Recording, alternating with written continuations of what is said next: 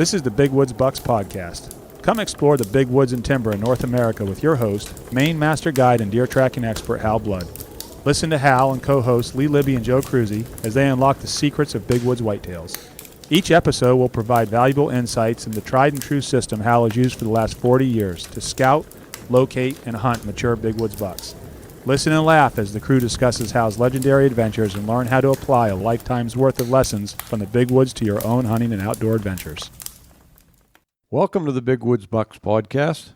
I'm your host, Hal Blood. We're at Parlin Lodge again. We're getting settled in here, pretty comfy here by the fireplace. Well, Joe finally turned the heat up. Yeah, that's Bad Lee. And Joe's here somewhere. Right here. And our special guest today is Timmy Bolduc. Hello. And this episode is going to be about settling the score, right, Tim? Settling the bet. So last year we did, we had a contest amongst the team members for the most score, highest score, and the way we did it was the weight of the buck plus the gross score of the antlers. And Timmy beat me out by a few inches last year, 4 inches, I think. And he felt bad about it, so he paid my entry fee for this past season, 2020. So kind of ironically, we thought we were close last year, but this year we ended up being even closer. And between Timmy and Logan Ratcliffe. And it was funny because Timmy's buck was obviously a higher scoring one, but Logan's was a heavier buck. Logan's was, 223, I think. And yours, what was yours, Timmy? 195. 195, little fella. And so anyways, it's kind of fun doing that buck pool that way because it isn't all about the weight and it isn't all about the rack. It's just a combination of the two. So we have to have fun doing it. And we all throw a couple bucks in the pool. It is the new official Big Woods Buck scoring system, right? That's it. I mean, when everyone starts using it. Yeah, that's it. So we just got done scoring up the racks. I officially scored them because I'm a scorer for Maine's club, and I did it amongst witnesses here. I didn't want to. Everybody wanted me to do it ahead of time, and I'm like, nope, we're going to have the witnesses here. There's money riding on it. So I think Timmy should tell a story before you announce anything. Oh, yeah. It's a good idea. We'll have Timmy tell his buck story, and Logan's not on to tell his story, but we'll get it out of him sometime. But his was quite short. It's probably a 5-minute story, so Timmy's, I think, a little bit longer than that, right, Tim? Yeah, if I can slow down and tell it slow. I talk so fast that I roll through them pretty quick usually. How's it going to start? I pushed my client down. Yeah. I stepped on his back. Hey, Yeah. that's where it ends. Yeah. I needed to see a little higher, so I stepped up on his back. I can't wait to hear that part because that was when Lee started mentioning that. I'm like, what? What do you mean you had a client with him? Yeah. Well, we'll get. So we get to hear the real deal. Yeah. Okay. I didn't tell the whole truth. Yeah. We don't want to rub it in too much because you got a client for this year hearing it. He might cancel his hunt. Well, that was actually my plan with that whole thing. Is I told Lee that I felt like I was leaking a story to Lee because I knew you were going to go back and tell Hal, and I'm like, there's no outfitter in the world that would hire a guy that would do something like that. So I'm like, this is sweet. This is going to work out perfect. You just opened a door that will never be closed again. They're going to expect it.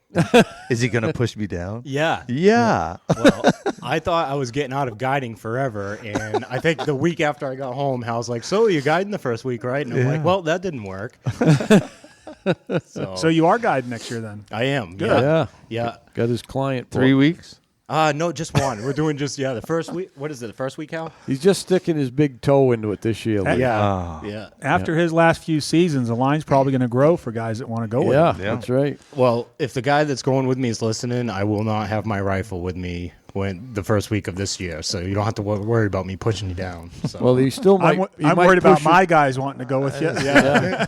He might still push you down to save that buck for him. Yeah, maybe. Yeah. Whoops, you tripped. Yeah. You okay?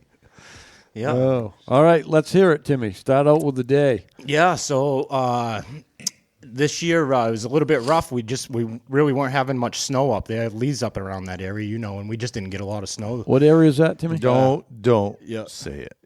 Yeah, I'm not gonna actually. Yeah. Well, you don't have to, Timmy, because Lee wouldn't give is sure to say it. Yeah. Yeah. Portage Brook Road. Yeah. Line them up. Exactly. Yeah, so I'd gone up a couple times on bare ground, and I don't do very well on bare ground, but I just had the urge and wanted to get up there. So I went up a few times and did some day trips and stuff, and I had couple bucks located, but pretty much was waiting all season for some snow to come. And the night before Thanksgiving, that Wednesday, we had picked up, I think it was probably just about an inch maybe up there. So of course, I had Martinez is the guy that was there with me that week, and he's Andrea, my wife's college roommate. She lived with him all through college, and he came to our wedding and stuff, and I had met him then, and just a really good dude. And he lives in Texas, and he'd always wanted to come up here. He's seen pictures of the bucks and big bodies, because they're used to, the 120, 30, 40-pound bucks out there, and he'd seen pictures and just always wanted to do it. So his wife had called me up earlier in the year and was like, listen, his birthday's coming up, and I just wanted to do it for him, and would you take him? And I said, sure, of course I will. So just for everyone to know, this is not sped up on your podcast. This is Timmy talking. Tell me if I'm going too fast, 'cause I get It's on the jacked up. it's on the 1.5x. Yeah. So anyways, I was like, yeah, he can come on up. So me and him talked a little bit and about what week to come. And I, like I told him, I said, it's kind of tough to really say. You just, you're hoping for snow, and I don't know. I was like, maybe the week of Thanksgiving. I usually like to hunt the week before myself. I told him maybe muzzleloader week. That's probably your best chance of snow. But anyways, we settled on Thanksgiving week. And so he flew up, and I guess he showed up on Saturday, the week before Thanksgiving. And what it was is I was hunting at home because there was no snow up north, and I had found this really good spot I was hunting at home, and I shot a 10-pointer out there with my muzzleloader. So after that, Andrea started hunting it and stuff, and the stand was just hot. There was probably, we were seeing, I don't know, there was 4 or 5 different bucks in there, a bunch of does. I mean, it's just one of them places. So she was hunting it. So anyways, he got here, and I knew there was no snow up north. So I was like, well, if you want, grab your New Hampshire tag, and if you want, we'll just hang out here, because I saw that there possibly was snow coming. So I was like, you probably have a lot better chance. Instead of being on bare ground up north, why don't we just stay here, and you can hunt this hot stand that I got, and we'll just kill a few days doing that. So that's what we did, and we hunted a few days. So anyways, leads up to Wednesday, I saw that snow was coming, and so we hopped in the truck, drove up there on Wednesday night, and the snow was there that night, and it was just like I said, probably an inch or so. So we had the following day, which was Thanksgiving Day.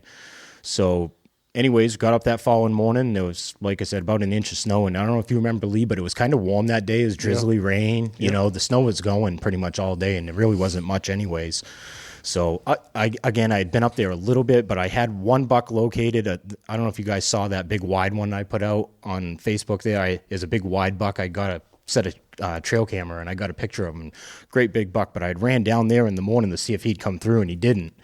So I was like, well, now it's just searching, So I just was like, well, I'm just going to go back to where I shot that one last year. Let's run up in there. There was a few bucks up in there last year, and I only had this one day, so let's go up there. So we did. We parked the truck and hiked up in there, and it's kind of funny. I've learned the place now a little bit better, and just through scouting it out earlier on bare ground, I kind of realized, because last year when I shot that big one in there, that was the first time I'd ever really been in there, and the day before was the first time. So I knew it a little bit, but when I'd gone up those couple times earlier in this season, I had went up in there and scouted around a little bit, and I started to learn the layout a little bit better.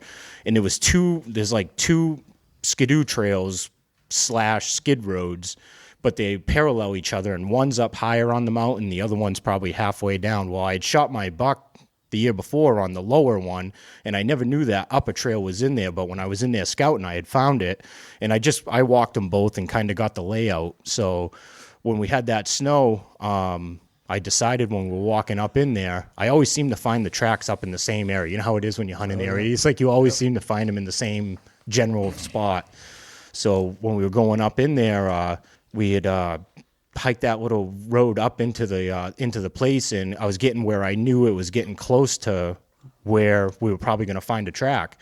So I had told Martinez to go up and above me, and I was going to go into the left right here. So, and what it was is when I was up there scouting, I had jumped this buck before. So I knew that like I just caught him laying on this little hog back that had come down off the mountain. So I was like, just in case he's in there, why don't you just go up and around me right here, and we'll take and if I jump him out of there and he does the same thing, that's where he went out that day. So I had him walk up above a little bit, and anyways, the buck that track had come across the trail. So I took it and I headed in towards that hog back there, and he had gone up onto the hog back and over it and kept parallel and just going away. So I had Martinez up the hill on that other trail, so I saw what was going on, and I saw that's what the buck was doing, and it was kind of going away from him. So I ran back up to get him, and after he had left me, I had gone left into the piece like this, and he had gone up above me like this. And when I met back up with him up here, I'd asked him, I said, "You see any tracks there?" And he said, "Yeah, I did. I saw a nice track back there." And I was like, "Was it a good one?" And he's like, "Well, I don't really know but I think so. I think it was a big track." And I said, "Well, let's go back and check it." So anyways, we headed back down the trail a little bit, and sure enough, he's like, "Yeah, see right there." And dude, it was a smasher. It was a big one. And I'm like, "Wow, that's a big buck track right there."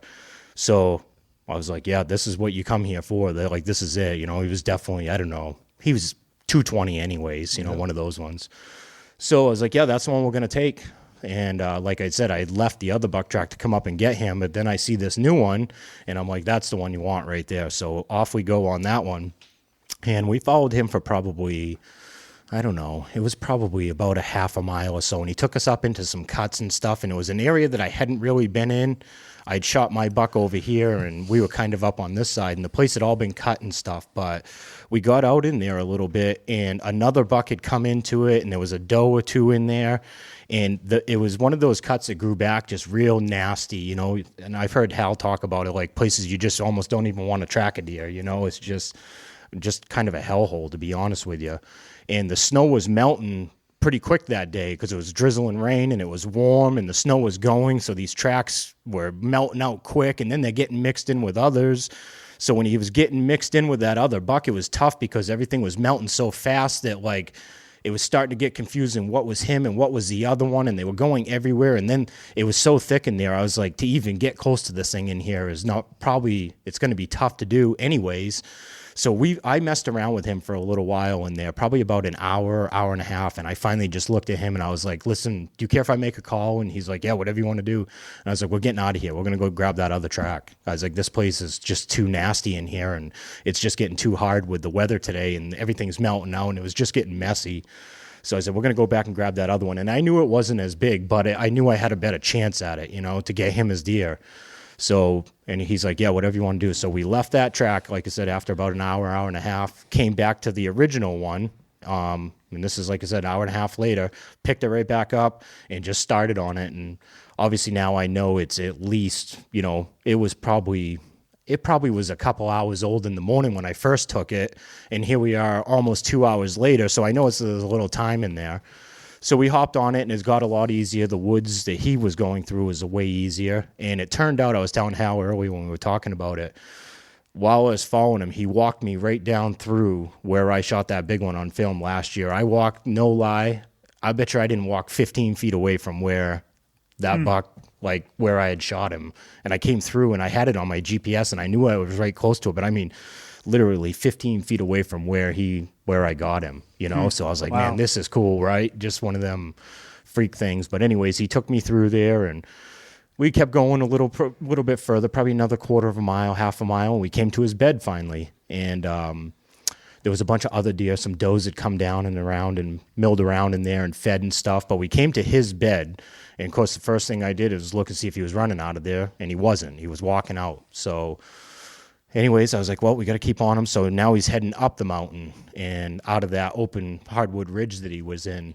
Was he all alone and easy to follow? Yeah, but it was a bunch of other deer around. And again, there was like doe tracks everywhere in there, but I couldn't tell if he was with them because every hour that went by, it was melting so fast. You know how they blend together after when the weather's like that? You can't tell if that thing, in an hour, it looks like it's 6 hours old. And the doe tracks that were in there, they could have been maybe not with him, but they almost looked the same. You know what I mean? It was just all going so fast that you couldn't. I think he was with him, but then I questioned if he was or not. So I don't know if he was just, walking through where they were an hour later or something. It was just too hard to tell because it was melting and raining, and it was just changing so quick that it was hard to tell. So anyways, I worked him through a few of those spots where those does were feeding and stuff, and again, it was just so messy in there with all them feeding around. I wasn't sure if he was feeding or if he's just walking through this mess. I have no clue, but I kept track of him and kept getting a little bit further, and we finally came up to that second trail, the upper trail, and he crossed that one.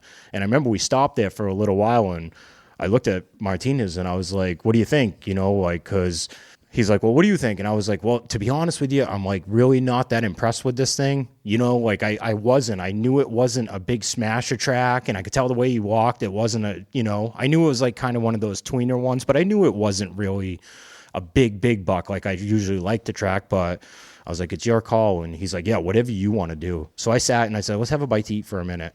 And I was borderline on the edge of thinking like, man, maybe we should go back and mess with the original big one and see if we can get that sorted out, you know, because I'm not in love with this one. But then I just needed a minute, and I thought about it, and I was like, you know, to get him onto another track and get close. And I know, you know, I You know. just lost 2 more hours. Yeah, exactly. So I just, like I said, we had a little bite to eat, and I looked at him and I was like, you know what, we're this far into it, and we're not going to go find another one. So we can go mess around in that mess that I already left once. I'm not going to go put myself right back in that. I was like, we're just going to stick with it. And he's like, okay, whatever you want to do. So anyways, we crossed that trail, and again, it was feeding. They were feeding all over the place in there, and he went through all that, and I kept track of him, and we started heading up the mountain, and, you know, and it started getting real steep. It was one down in those hardwoods where he was and where he was feeding and stuff is actually kind of nice to hunt. And you can see it in my video. It's just it's a beautiful place to, so, but he was going out of that, and it was real steep up the top to get out of there.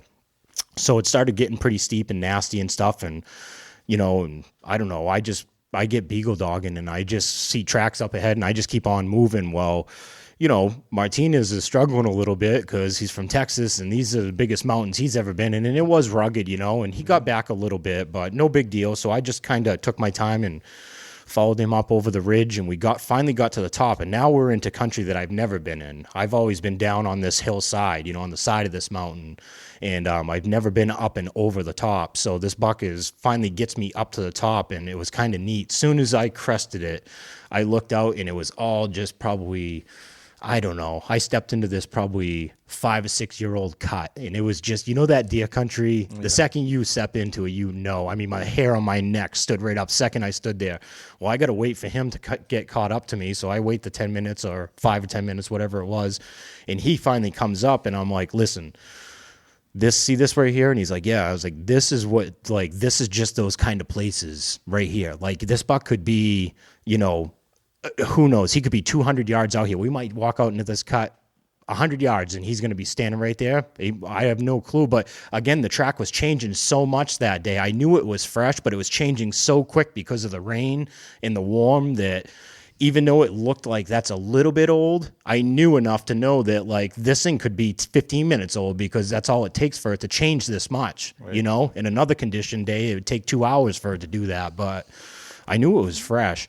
So anyways, we started through those cuts, and that first cut, made it through that one, followed him all through there, and he ended up getting with 2 does, I think it was, whether he was with them or he just came onto their trail. But they got together for probably, I don't know, 100 yards or so, and he finally split off of those 2, and he was back solo by himself. And he took me out of that first cut, and I came down into this stream bed. And you know, when they cut, they leave the buffers where they don't cut any of the wood up next to the streams. And so we went through that kind of old growth woods, and I stepped right out into another cut. And I'm like, this is, you know, it was probably 150 yards across it, and it was kind of a big, long, wide one. And I scanned all over the place in that thing and didn't see him standing there. So I followed his track, and sure enough, he went through it and back into that old growth. It was another stream, went across the stream, went through another little buffer of that older growth timber, and boom, stepped into a third cut. So it's just these fingers of cuts that I'm just, you know, leapfrogging through them. And I've never been there, so I don't know this is the layout. This is just what's going down. So anyways, we stepped into that third one, and I probably only walked, I guess, I didn't go 30 or 40 yards out and into that cut. And I'm in the front now, you know, because I know it's getting close, and it's hard for me to be in the back of people sometimes. Like you don't have to push them out of the way that way. That's one of the there's reasons. Nothing in front of you. But you know what it is? You know what it is with me is like I lose track and I lose my concentration because the person in front of me is stepping on everything, and I lose track of what's going on. So I find myself, I always want to be in the front so I know what's up and like, is this fresh or is he way ahead of us or whatever, you know what I mean? And I had told him, I was like, if this goes down, you know, like if we ever see a deer or whatever and you see it and I don't or whatever, you just say, I told him like, say my name and I'll drop to a knee and let it go, you know, let it rip. I'll get out of your way. So anyways, we had stepped into that third cut and I remember I walked like probably 30, 40 yards out into it and it was all low growth, probably, I don't know, little over waist high, but probably about 70, 80 yards out there, it just went up this hillside and they cut the whole hillside. And man, it was beautiful. There was these big, massive boulders all, but you could see because they'd cut the whole thing and it had all grown up in that. And it was just, you could see forever. It was 100, 150 yards you could see. And I was like, he has got to be up there. We're right behind him. I mean, I can see so much of this country right here. We just got to find him on this hillside feeding somewhere. You know, it was like, it's just perfect. And I sat there in that spot just looking for him all over that hillside. And I didn't see him, but finally, like I said, I had scanned that hillside as much as I could. And I was satisfied that he wasn't there. And I took... Do you carry binoculars? Nope, I don't, but I could see it all good. If he was there, I would have seen him, you know? So anyways, I got, like I said, to the point where I was satisfied, so let's keep going. And I looked at my watch, and I saw it was 2 o'clock in the afternoon, and I knew how far I was, and I was like, this is getting close. Like, we only got another little bit because it's a ways to get out of here, you know? And anyways, I took 1 or 2 steps, and all of a sudden, at the base of that hill, 50 yards in front of me, boom, he just gets up and goes. He was just laying right there the whole time. Of course, I didn't know that. I was in front. Martinez was behind me. The buck gets up, and just in that moment, like, you know, it was either one of those deals, like I had no time to step to the side or dump down. It was just, I had 2 or 3 bounds and it just, I snapped up and let it rip. And I hit him anyways, and he had gone up, and I saw him start to kind of stop, like slowing down, and he'd stopped and like turned and faced towards me, and I let another one go, and I didn't see him anymore. So I was like, man, I think I got him, but I don't know if he had kind of just slunk away and I didn't see him or whatever. So I turned around to him, and because he saw the whole thing, he was standing right behind me, and he even had his gun up, but he was like, just the way we were laid out, he's like, I didn't want to shoot because it was kind of like, you know, over my shoulder sort of, and he was like, I just didn't want to do that. And, Which was nice. yeah, thank you for not blowing my eardrums out first of all. But so yeah, it was just one of those quick, you know, decisions you had to make in that moment. And you know, and I talked to him after, and I told him, I was like, I got him alone in the truck after on the ride home, and I was like, listen, I kind of feel bad in a way about this right here, but I was like, you know, in that moment right there, if I didn't do what I did, neither one of us were going to, and he was like, listen, just so you know, like, dude, I'm pumped. You believe what I got to see. And, you know, and he's like, just the fact that we got it, you know, but all it took was that buck just being off to a side instead of being directly in front of me. Right. And it would have been a totally different scenario. But it was just, what do? Do you let it slide or, you know, and he knew I had a tag and stuff. So like I said, it's just in that split second moment, I made the decision. I'm like, I'm just going to shoot, and because I've got the shot, and that's what happened. So just the fact that you had a gun in your hand, obviously it wasn't a surprise that there was a chance you might shoot. And like I said, carrying a gun. Yeah, like I said, I had talked to him when we were going up there because I was already tagged out in New Hampshire. So I told him when we were going up, I'm like, listen, just so you know, like, do you care if I? And he's like, no. I was like, I'm going to carry my gun because I obviously don't have my main tag filled. And he's like, yeah, totally, it'd be awesome. So he didn't care. So, anyways, you hear that, Steve White? I'm carrying my gun this year. Yeah. So, yeah, that's kind of how it went down. So, anyways, we sat there for a second, and I was like, hey, you want to get some footage of this at least? So he's like, yep. So he fired up his camera, and we started the footage right there, right after kind of I had shot it. And I did a little quick, told, you know, what we were doing and what had happened, and just a little walk over there, and he was right there. Yeah. And I put one more into him and finished him off, and yeah, and that was it. It was a done deal. So, and that was, by the time that all got done, it was, like I said, it was 2 o'clock in the afternoon when I checked my watch. So now you're talking 2:30, and that was a dark day on those drizzly days like that. You know, it gets dark, you know. Really? And we were probably like, I think I checked it, we were with 1.68 or 9 away from my truck. But it was kind of just that piece that we had climbed up was so nasty and steep and crappy. I knew it was going to be a little bit of a mess getting out of there. So he's like, oh, what are we going to do? Drag this out? And I was like, there's no way I can get this thing out of here tonight. There's no way. So I was like, let's get him all gutted out and stuff. And I dragged him over. There's a little stream bed right there. And I grabbed a bunch of brush because it was all cut. And it was in the skid trails. They had laid all the brush down so they didn't make ruts and stuff. So I just grabbed a whole ton of that. And I built a brush pile over them, left my coat there. And I was like, we got to get rolling. And we started heading out. And we made it back out through those cuts. And I came to the edge of that mountain. Because now I'd come up the mountain like this over here. But now I'm, say, a quarter of a mile, half a mile down a little bit, trying to follow this stream out.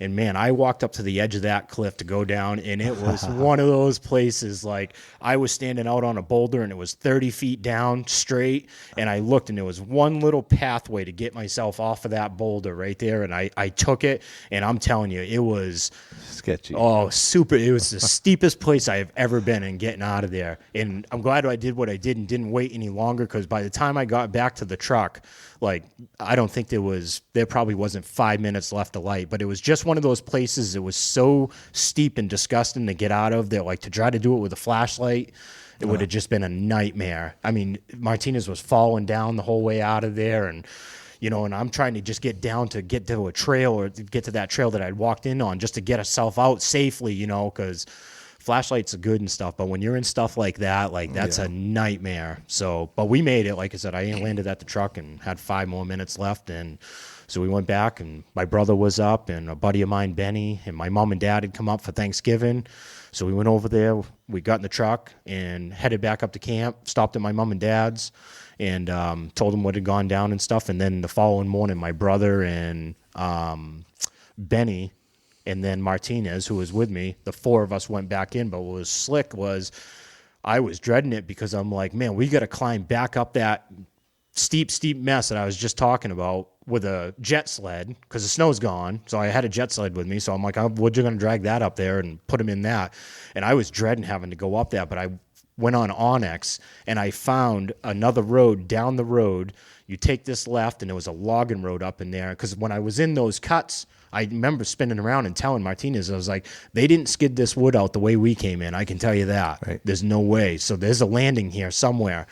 So anyways, I went on Onyx, and I'd found a road that I thought would get us the closest. So I got up in there as close as I could. But what it was is that skid road to drag all the logs out, they had pulled all the bridges and culverts, so I couldn't drive my truck up in there, so we had to walk it. But I think it was just over a mile and a half from it, and we walked it all the way up in there. I hit the landing, and there was like 3 spur roads to go out into those cuts. It was the middle spur road, and I wasn't 100 yards from it. No. That buck was laying 100 yards from the landing. Right. And because I'd come in the other way, and I didn't know that, but I knew there was a landing there somewhere. Right. So it ended up being slick. We just walked that all the way up in there, walked down that, like I said, that last one. He was right there, put him in it, and right back out to the landing, and it was just downhill dragging the whole way out. It was perfect. Took a little while, but yeah, and that's how it went. So cool.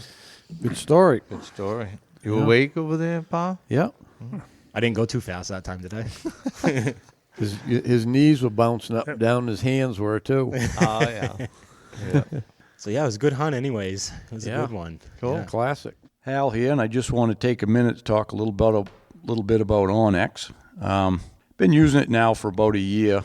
Deer hunting, moose hunting, turkey hunting, all of that. And really come to really like it. I like the satellite imagery mainly because I can locate hidden fields, for turkey hunting, the bogs for moose hunting. You can tell the different stage of cuts up here in the big woods for deer, whether it's clear cuts, select cuts, see the skid roads, and it's really a big help I found coming out at night. It's can really tell you like the easiest way to get out, if you got a couple miles, a couple hours to walk out. And so anyways, got the app on my phone, got the chip in my GPS, and I'm good to go. So not only that, it's used by 4,600 game wardens across the country, which is pretty incredible, and Bureau of Land Management, Forest Service, wildlife biologists, and all that. They all use it, so I guess it's something you ought to be using too. So anyways, go to onx.com, and you punch in the promo code BWB, and you're going to get a 20% discount. Good hunting. Hey, everyone. Hal here. Just want to take a minute to talk about the Woodman Arms muzzleloader. We got them all set on the website to build your own and or buy your Big Woods Bucks model, either one you want to do. But anyways, we've tested it a lot, and I can honestly say it's the most accurate muzzleloader on the market, best to carry in the Big Woods or anywhere else at 5.5 pounds. You can't go wrong with it. So get on there and check it out. So about your guiding next year, right? So now you're not going to have a gun, and not that you're going to have to be behind, but when that buck stands up, I mean, it's an all-out.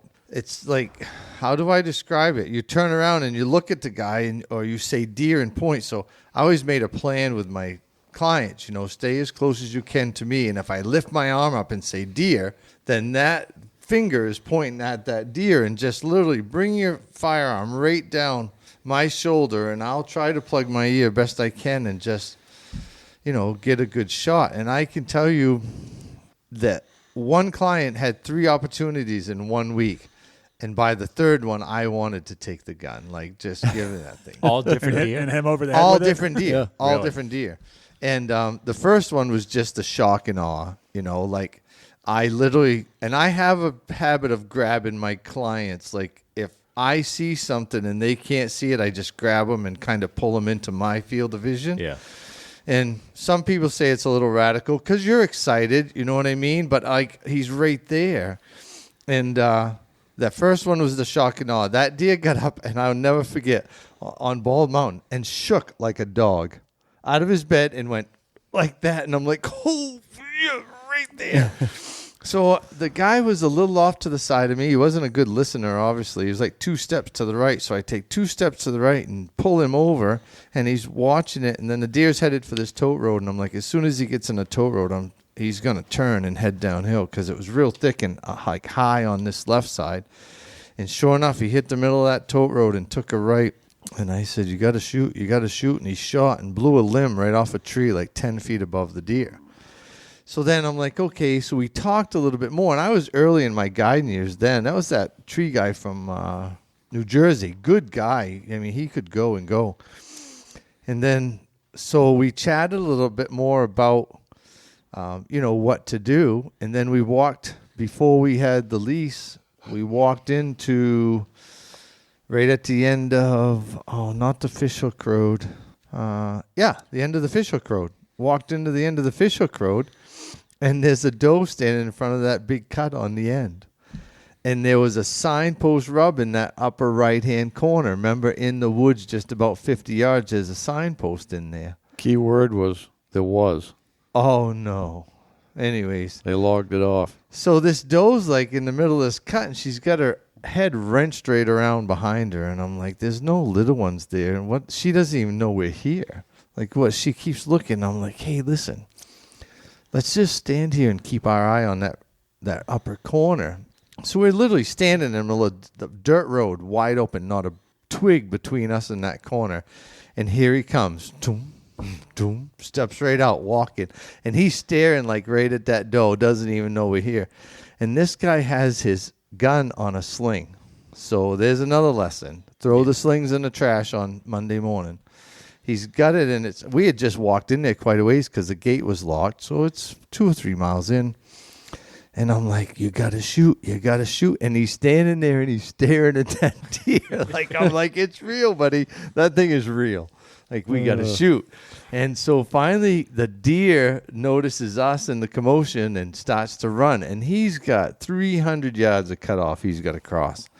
And I'm like, just pick your shot.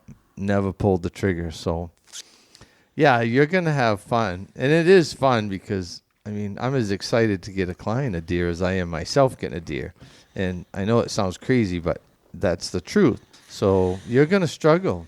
Yeah. Yeah, I think the hardest part is or he's going to come here and just get one his first time. And yeah, away. I hope so. Well, my biggest struggle so far, Martinez was only the second person I've ever taken. But what you just said, I haven't had anybody yet that could just be right behind me, Right. like just be glued to me, because that's the problem is like it can be a matter of 10 feet. You let me 10 feet in front of you, and I walk around the corner, and that buck is standing there. If you think he's going to wait for you to come that 10 feet and then see what you know what I mean? And you won't. You won't. No. You never will. Well, you might, but it's going to be rare. Yeah. And it's something that you look forward to Sunday night when you meet your client. Like, man, I hope this guy's got 6 feet of leg, and a foot and a half of torso and can shoot like an infantryman. But you won't. So then all of a sudden you have to slow down to that pace, right?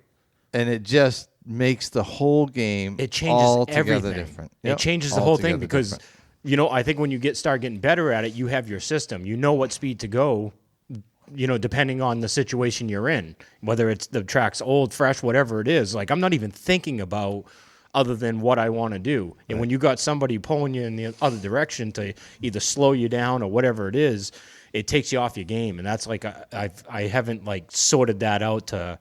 Right. I just want to, like I said, when I'm on a buck track, I really want just the client to just come with me, be stuck right to me, and if it goes down, you're right there. You really got to start, like Hal used to give us the names of the clients early and say, hey, call them, just start motivating these people. Yeah, still do. Yeah, and you would call and say, hey, I had one guy tell me, listen, Lib, I'm 6'6" and 300 pounds. But I don't look like it.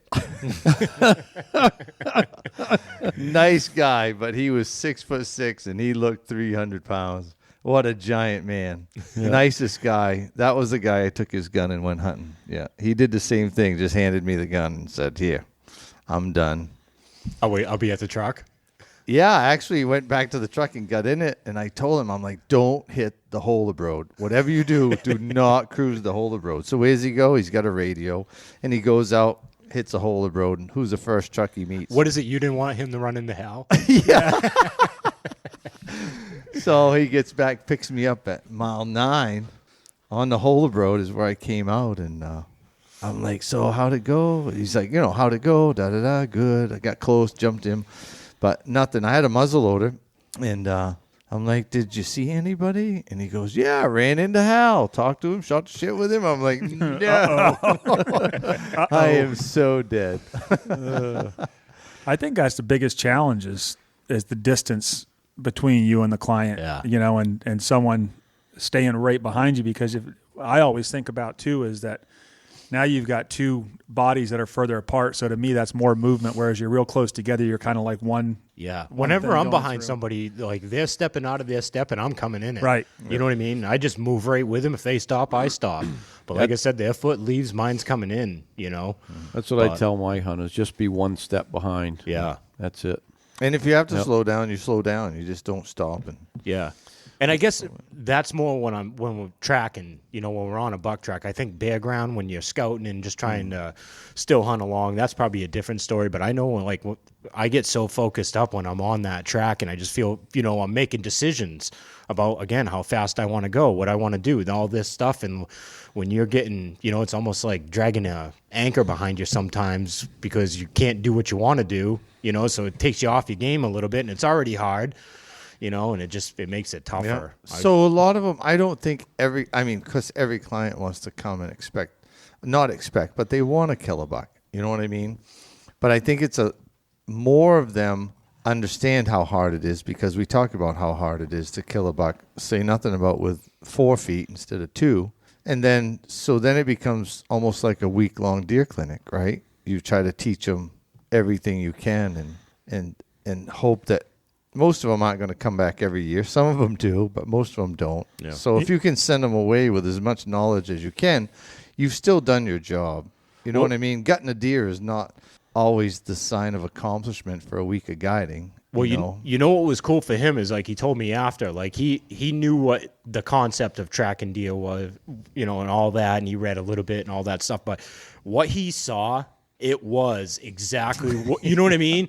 So even though it wasn't him that got that deer, like, he got to see, like, this is how it plays out right here. Maybe we should do something with a reduced rate. Just reduced rate, you get to come and watch. You know what I always get the first day or two is they say, "What, are you using Lee's method?" And I said, "What do you mean?" Well, break me down the first couple days and just destroy me. And Because I think you said that early on. Well, That's it's what you not. like to do is It's not. No, I had a method, and we all have our method of guiding. And I know Shanzi does, and I know we all have our method.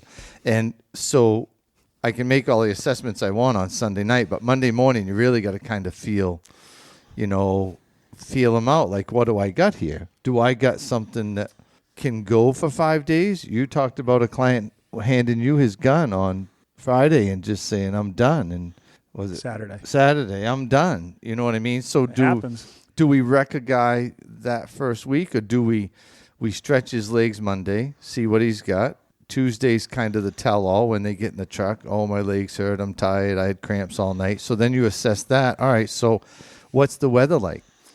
You know what I mean? So you might want to rest him up on Tuesday, get a little snow Wednesday, and just tell him, listen, we're going to get all wound up here, and Thursday and Friday I'm going to run your legs off. But that's the best opportunity. So, yeah, it's like an assessment. And then you get some that just want to ride around the truck and tell stories and hunt. And drink beer, right? Ride around and drink beer. Yeah. We're allowed to do that, right, Hal? Yeah, right. I had one client that paid for diesel fuel all week. I'm like, I really ain't much of a road hunter. He's like, dude, I'll buy the diesel fuel. I'll fill this place with groceries. So we did. I was like, it's on a scouting mission. So I would take and go to a new area that I hadn't been, and I'd just take a walk. You know what I mean? And go scout around, come back. He'd be there listening to radio. Yeah. He had a ball. It's his hunt. Yeah, it's his hunt. You That's know? right. It's their hunt. Yep. Shanzi's over here listening to all this. I hope you're paying attention because you're going to be my guide in Alaska. That's why I wanted Shanzi to go with me, because I'm just going to go along and let him do all the work. And Yeah, you were sizing up him for packing moose. Exactly. I'm just calling in the guy, what do they call them, the packers. Yeah. Shucking out my $200. Any comment about that, Timmy? So you put it out there and like the whole deal with the hunt and stuff, the way you're doing? Did you? Oh yeah, we're going. Yeah. Did you tell? You've already announced it though, like everybody. No, we talked about it, but yeah, we're going to Alaska this coming year again. Bunch of us from the Big Woods team. There's 6 of us. Yeah. So last week there's 6 openings on the hunt and 5 were filled. So I get a call from Joe last week, and I'm at the shop working on wood for muzzleloaders because I got 80 million guns to get together, pulling my hair out. I can't work enough. So I'm sitting there working on guns, phone rings. It's Joe. And he's like, hey, Timmy, just got something I wanted to offer up, and we're all going on a moose hunt, and there's 6 openings, and we have 5 filled, and you're the last spot. Would you like to go?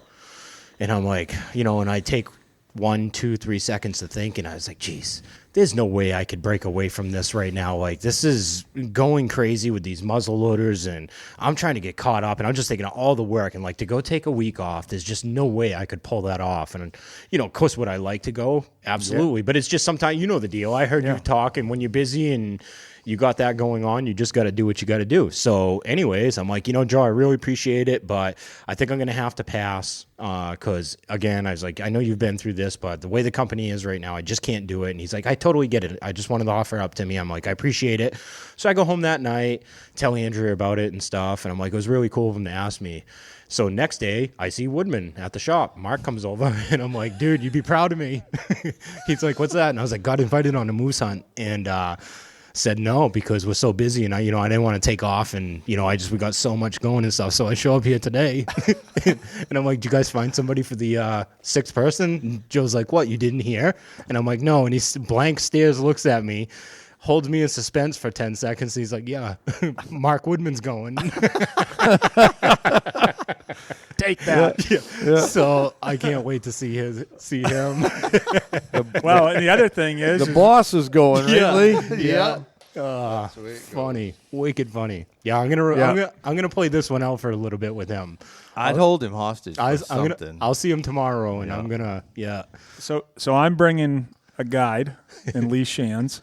Yeah. Hal's bringing a cameraman and Jason DePlazo. But he's hunting too. I know. And Lee's hunting too. What are you guys drawing short straws for the first moose or what? No, I've already killed one in Alaska. Lee gets first shot. Yeah, all right. That thing's that going to works. be I could see it now. First moose steps out, 74 inches. Oh, yeah. Maybe even 80. World record. And Joe pushes down Lee. Oh, I'll fight him. Well, no. Now, after watching the footage of Lee's hunt last year, I can see Lee sitting there evaluating it, looking at it. You know, it could be a 250-inch moose, and Lee's going to look it over first. He'd take his sweet time. So What do you're going to have a time limit. You say, Lee, you got 5 seconds to make up your mind. that's all I'm giving him. I'll shoot it right out from under him. Yeah. No, I'm looking forward to it. It's going to be a good time. Oh, you guys are going to have a blast. Did you get an invite, Lee? I did. You did? Yeah, but I'm getting married August 15th. Oh, yeah. So Honeymoon. my honeymoon in Alaska with Joe in a tent. Yeah. Yeah. I mean, I at first I said yes, and then, you know, I didn't even have to have any influence from the other side. I just was like, Doing the right kind thing. of a dick move. Yeah. Getting his marriage started off right, huh? Well, that's what I thought I was doing, is doing the right thing. Mark took your spot. It's going to be even worse when he shoots a Boone and Crockett ball. Yeah. That's all right. I'm going to fix his ass right in November. Yeah. He can stay at the shop, and I'll be up on a mountain There on a you buck go. track. Yeah. So do you think he'll use a muzzleloader? I wouldn't be a bit surprised if he does. I bet you. He'll have it with him anyways. Maybe he'll bring a rifle too, but I'll guarantee he'll have a muzzleloader. I'm with thinking about it. He's Just go- bringing a muzzleloader. Oh, come on. I'm thinking somebody's about it, going to be. We've been down this road before. I've been down this road before. I tried to do a grand slam with a muzzleloader, and there's a 55 plus standing at 250 yards, and I got this stupid muzzleloader. You had the wrong muzzleloader. Me and Harrison stood there, and Harrison's like, "Huh, well, that kind of sucks." I shot, you know what I mean, but it was nothing. This year, that stand I was talking about around the house where I had him hunting, Yep. that spot is one of the longer shots. Like most of the time, you can't get long shots around my place, but it's a swamp and it's open, and you can shoot probably 250 yards there. I took that muzzleloader home after I'd shot my buck, knowing that the shots you had in there before Andrea got out in there, Yep. and I went and dialed that thing at 200. And I could probably shoot a grapefruit, Really? at 200 yards with that Yep. thing. I couldn't believe, because it's only a 24-inch barrel. But like I said, I dialed that thing at 200 yards and really had no problem. Consistent grapefruit size. This was also back in the earlier muzzleloader days. the Yeah. old days. Changed a lot. Yeah, Yeah. things are different now, yeah. Yep. How are things going down there? You guys must be cranking quite a few Yeah, out. yeah. We got a lot because we moved into bought a new shop, and we got moving in there and stuff. And of course, the orders didn't stop coming in. But it's tough because once we got the new shop, the bank pushed back the closing like way further than we probably should have. A month earlier would have been good, but they pushed us back. But then just to get those machines moved in there, plumbed up, all wired. Because we're switching over to doing our own wood. Well, those machines need to be programmed. That takes time. Then the spray booth, that has to be assembled. All, the ductwork and all that stuff. So it was tough because not only were we moving in there, but you're trying to also get it set up. But meanwhile, the whole time, there's orders coming in. I mean, there's Sundays I'll sit around on a Sunday and my phone will go off and we'll sell 4 or 5 muzzleloaders on a Sunday. Just hanging out. Like, nobody's doing it, and there's 5 more. Well, you do that times a month.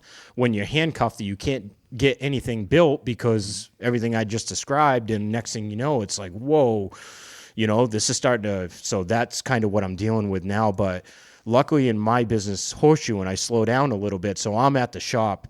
If I have to shoe horses, I go shoe horses, and I go to the shop. And any free time I have, I work Saturdays, Sundays, and I am just blasting out work and making wood and buttstocks and forehands as fast as I can, and just trying to get inventory for the orders we have. And then after that, I'm going to spend the rest of the winter just building inventory for what's coming this year.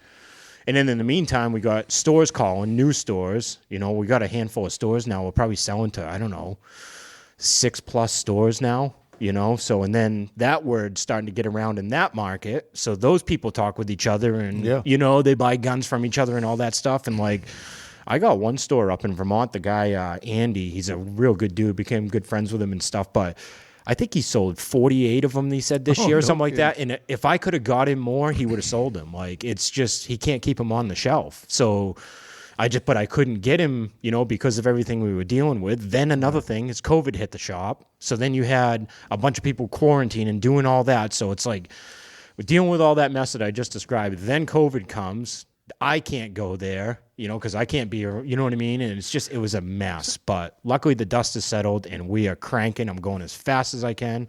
Anybody has an order and a muzzleloader on order, just know that I'm going as fast as I can and it's coming. So, Nice. So I don't know if this is even possible or what's involved or not, but the first thing that came to mind when you said you've been busting out stocks is how hard would it be to CNC and set program design one for 7600 and just make stocks?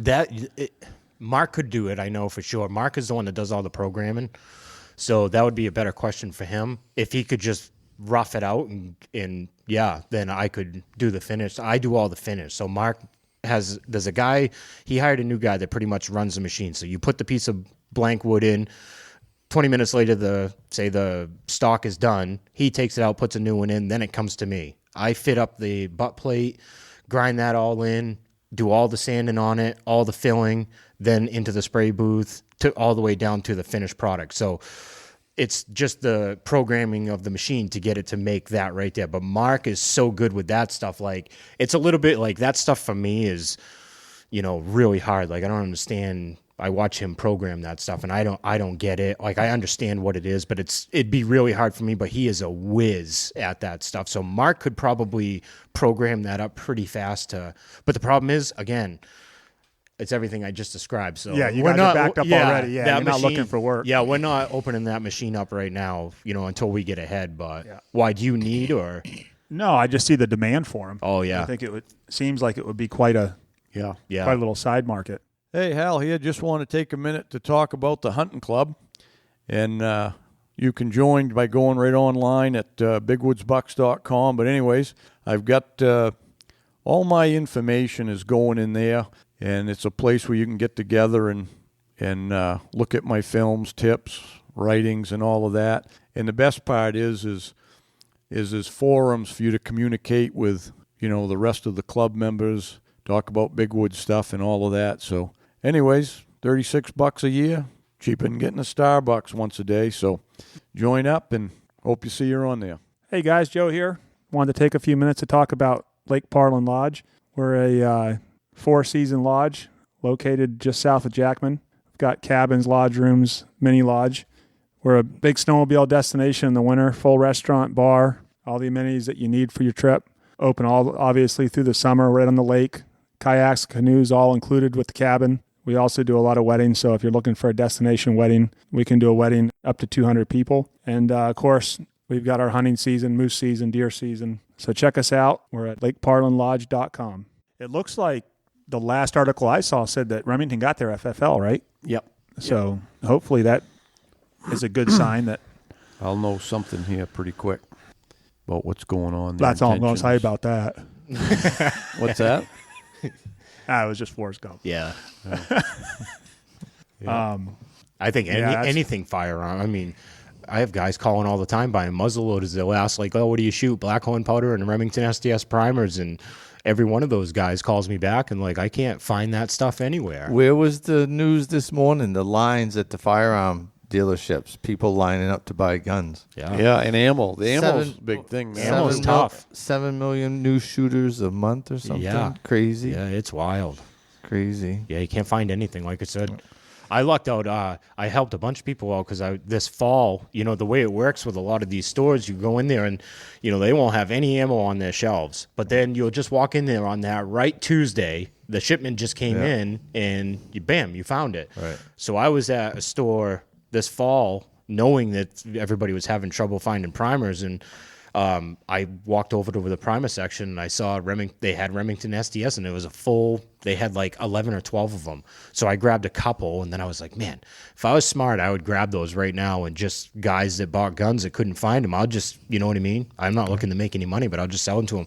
So I asked the dude and I was like, how many of those can I buy? And he's like, oh, you can buy whatever you want. So I grabbed every last one they had. I feel bad about it, but I did. I grabbed them all. So now what I've been doing is guys that buy guns and they live close enough by because I can't ship them. But if they live close enough by, buy a gun and they can't find it, I'll just, sell it to them for what I paid for. And I've been supplying people out, so that's helped out with a lot of people, but I'm getting down to, I got probably 4 or 5 packs left, I guess, but that's helped out a bunch of people. But it's one of those deals when you have the chance to get it, you're better off just get it, and right. that's what I did. So What they say, the 223 and the 556 are a buck around right now. yeah. Yeah. Are they Crazy. really? That's what they're saying. Wow. There's people chattering back and forth, making offers, and nobody's selling. Like Yeah. anybody that's sitting on anything is just like, Yep. Yep. yeah, no sense. Just the way it is. Never right now. know. Yeah. Yep. Yeah, and right there at Rangeley Region Guide Service, and I'm sorry, the sports shop, River's Edge Sports Shop, right in Rangeley, during bird season, 1 box per day limit. Yeah. No kidding. Yeah, because they'd have a big shipment in, and Jared'd be like, "Hey, listen, I'm trying to be fair. You can buy a box." Yeah, a lot of stores are doing that. Yeah. Like if you do find ammo, they don't let you only let you buy 1 box of each caliber. Yeah. So that was it. You couldn't go buy 5 boxes of 30-06. It wasn't, I know where I can get 5 or 6 boxes of 35 Whalen locally, but I wanted to have a gun in that caliber first, so I've been waiting. But I think now that they got the FFL, I'm going to go down and You still haven't pick got those that? up. No, there's 17 of us out there that. Really? Not to bring up a sore subject. I was told they just need to be assembled. Yep, That's the last conversation I had. perfect. So we'll see. Yep. Time What have you will- been up to these days, Lee? You been out coyote hunting and stuff, or? Oh no, that's Hal that's been doing that. You guys had a good day the other day. Yeah. We haven't missed talked out. about snowmobiling yet either. We're not Oh, I going can to cover either. that. Oh, jeez. I bet I've There's got no six. s- I bet there's I no got snow. 700 miles on. Yeah, there's no snow. Who won? Yeah. Let's get back to the subject before Hal falls asleep. Who won the horn thing? Who won the buck pool? Oh, that's right. We I never don't- I almost was like, all right, well, Yeah. yeah, that's right. I'm glad our fearless leader is sitting over there on the side to keep us on track. He's coming out of his skin over there trying to do some type of sign language that includes 2 fingers. And I'm like, what did I do? I didn't say anything. So So, anyways, yeah. yeah, the buck pool. Logan couldn't tell his story, but Logan shot a nice buck again. Yep. He's got a good run going. weighed 223 and scored 102 and a half. Yeah. So that was, you totaled it up, Timmy. Go ahead. Yeah, so you got that sheet of paper? No. Yeah, we'll let him go grab it too. Close enough. Yeah, so Logan was 223, you said, and then 102 and 4/8. So that was 325 and 4/8. And then mine was 195 plus 131 and 4/8. Does that sound right? So I ended up coming in at 327, I think, in 4/8. I ended up being 2 points or inches bigger. So Nice. it was tight. Yeah, we were pretty close. Me and Hal last year, we were 4 points, and I didn't know if we'd ever get any $2 that would be closer than that. And then this year it was even closer. So Congratulations. yeah, so I know I'm not making any friends with that, but Why? Yeah, you are. I feel like I got a bullseye on me. Well, you do, but you should be proud of that bullseye. Yeah. That's right. Yeah. And Logan, when you hear this, I'm gonna pay. We did it last year. There's not a prize for second place, but I think what we should do is the winner should pay the second place person for the following year. So that's what I'm gonna do. Same thing I did for Hal this year. So I'll pay Logan's $50 to enter him in next year, and yeah, good luck. After Logan shot that deer, he was asking, "What do you think?" I'm trying to think who had shot by that time, because he was the biggest, obviously, to that point. And then after you shot yours, what do you think Timmy's rackle score? Yeah. What do you think? Yeah, Yeah. He was getting nervous. Oh yeah, he was texting me and stuff. And he's like, "Hey, what's this? What's it?" And I knew, but I was like, you know what? I'm gonna let him sit for and just think on this. And I wouldn't. And he had already given me his info, but I was like, yeah, I'm gonna let him just simmer on this for a minute. So yeah, I kept it hush for a bit. And That then was because Timmy was, being Timmy, and I needed some black powder and bullets for the thing, so he says, "Yeah, it's going to be laying on the deer in the garage." Yeah. So I'm like, "What a dick!" Yeah. So I go over and I get my shit off the chest of this deer, and I just see those antlers, and I'm like, "Oh my!"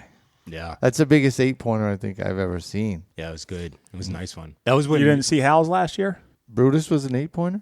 Yep. Oh yeah, No shit. What did he score? 145.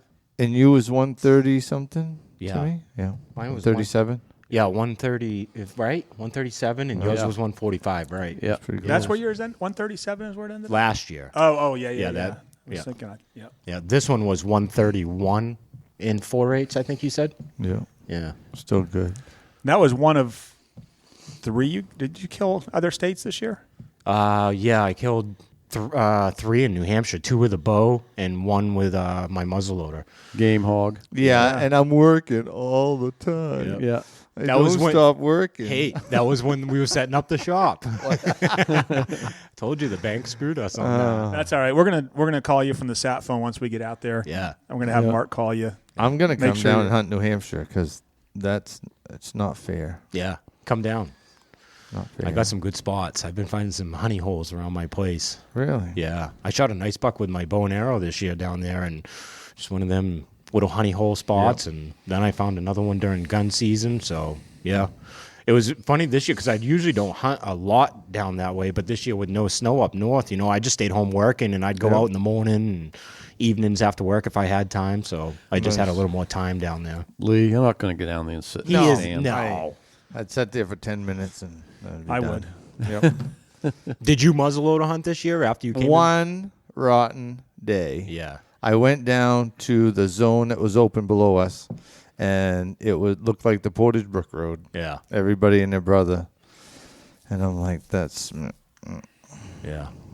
it just wasn't my year. I Yeah. wasn't even really feeling it. I was trying to build a house, plus take care of everything else. And I'm like, you know what? Then I got COVID, which... Well, that's when you came and got those bullets. Yeah. Because you couldn't work. And I 'cause- could have hunted through the COVID. It was just, I wasn't, I didn't feel horrible. I was just worried, when your lungs get burning and they don't normally burn, you Right. think, can I make this worse and really get screwed up? And you hear so many horror stories about lingering effects. So I'm like, I'm just going to take it easy. So, Yeah. Yeah, I think that was probably a smart move. be the first time I did something smart. It would have been a cool story, though. Lee Oh, kills yeah. a monster buck with COVID. Legend. Yeah. Well, way it's going, I might have it again next year. You never know. You might have the new strain. Yeah, huh? right now I got people offering me money for my blood. Yeah. Well, good stuff. Is it that time? I don't know. We got anything else to talk about here? We got everybody up to date? Oh, you asked me about coyote hunting. Yeah. Well, we haven't had much snow this winter. We went once back in December when we got that powder, and then that all melted off at Christmas time. And then we got, right after that, we got like 4 or 5 inches of powder, but it really wasn't enough for good running. We got a little bit more. Still wasn't enough. Oh, the guys went to on a hunt in Ohio. Most of the guys that have the dogs anyways, they went out deer hunting in Ohio. And then last week we got that pretty good shot of snow, 8-10 inches. I think I had about 10 up at the house. And so we went Monday and Tuesday. Monday, everybody showed up, so we split up into 2 groups and went 2 different ways. And one of the groups went over off, the meat cutter in town's got a bait. He puts carcasses there from September, so there's, looks coyotes been there, But that group, they ended up killing 5. Oh, wow. They started there at the bait, but then, you get jumping other ones when you get running, And they got 5, and we got 2 over the other side, and should have had another 1 or 2, but it didn't work out. But so we give them a pretty good thinning that day at 7. That's our high number for the day. We went the next day. It was just 3 of us, and we run the biggest coyote. I see it once. It's the biggest coyote I've ever seen. And we run it all day. Started it in the morning, about 8, and we kept putting the other different dogs, switching them out, trying to keep them rested. And towards the afternoon, the coyote was just ahead of them most of the time. If you get out and hit a trail, he'd get a ways ahead, and we'd grab the dogs and then run the dogs up the trail and put some different ones in. And he ended up beating us at the end. All the dogs were so played out that they couldn't even do anything. So, but I see that thing. He was just, I don't know, he was 100 yards ahead of the dog a lot of times. And I always like to get like in a corner of the trail where I can kind of hide. So if they're running the trail, they're going to be when they come around the corner, they're in range. So I pulled in on this corner, and the dog they were coming like at an angle, parallel in the road, but angling towards it. So I got up the road far enough to get ahead. And I waited, and I thought it was coming out. I kept watching the road because I thought it was going to bop out and come towards me. Well, I'm looking down that way, and I see this thing come up out of the ditch there and jumped into that trail. But I'm looking through the alders. I always kind of tuck in. And he was behind the alders. He hit the trail and turned. And I don't know why he turned back. I thought he would come my way, but he didn't. He turned the other way, and I couldn't even get a shot at him. But that thing, he was taking bounds 10 feet in that deep snow. And we already knew it was big because one of the other guys, Timmy, had saw it cross the Holub Road. And he was so excited. He said, "That's the biggest coyote." He said, "The thing's a monster." And he was right. It was a big, dark one. Great big thing. But so we'll have to get him sooner or later here. But yeah. You had a good shed day too last week, didn't you? Yeah. It wasn't quite as good as I thought it was originally. He posted that picture with all of his antlers, and I'm like, "You son of a gun." And I thought he got them all in one day, but they all came from the same place. But I got 2 one day, and then I went back the next week, and I got 4. And it's a crazy year for it because they're so spread out. There's not enough snow to bunch them up. And where I found the 2, I found them on one road. I rode all over creation, and it was one little road. I found 2 where they were sparring in about 100-yard stretch. And I went back the next time, and those moose were gone. And then the ones I found were in other areas, just random, one here and one there. So then I went back again yesterday. I said, well, maybe I can find something else. Been another week or 6 days. And now the moose are all where the moose were. They're not even there. They're just wandering everywhere. Had there been traffic there this week? No. Really? No. There's been nobody there. There's been somebody there maybe in the morning of the snow on Saturday. It looked like in places I could see a snowmobile track that wasn't mine because I knew where I had turned around in places, but it was, we never got that snow until most of it in the afternoon Saturday. So somebody might have gone Saturday, and I went Wednesday, so it was at least 4 days, but it didn't matter. Right. The moose were still they weren't there, they're there somewhere, but they're not hanging in the roads this year at all. It's kind of crazy, but that's the way it is. How many sheds have you found so far? I see you got a pretty good stash. We don't talk about that on the podcast, Timmy. Well, we're going to. How many? 3, I think. Yeah. He's got 2 table covered, and both of them are full. There's got to be 10 or better. Maybe. Yeah. You should see his face right now. He's got some money antlers there too. He's got some heavy ones, $15 a pound. Yeah. It's been a good season. I found I found a couple pockets, and like Hal said, I found that to be true too. But I have found, especially early on, there was quite a bit of sparring going on and pockets of them. But it's got some good ones. Yeah, some nice ones. Thanks. I've got one. I've got 3 sets, but I've got one that I've only got one side, and that one I got to get the other side. I'll find it. It's going to take a little time, though, maybe springtime. You going to give those to Lee for furniture? Yeah, we've already talked about it. Good. Yep. Perfect. Yeah. Anyway. That's it. I guess we've covered about everything. Yeah. Timmy, appreciate you coming up, and Lee making the trip over. Don't comment on my eyes getting heavy, that's all. He did well today. They were close to shutting. Yeah, usually they got to wipe the drool off the side of my mouth when I'm asleep. Your Depends is still dry today, too. Yeah, I've been doing good. I think that was from your film, which ended up being a pretty big hit, I guess. The one Joe said that needs music. Hey. Is that the one, Joe? Listen. The Brutus film needs music. I Nobody will watch it without music. I said it was great. No, I did not say that. Come on now. Put words in my mouth. No, it really turned out nice, but I think a lot of the comments were, how Hal still goes at 68 years old. Hey, 68. Yeah, I was only a young 62 back then. He goes pretty good for an old fella.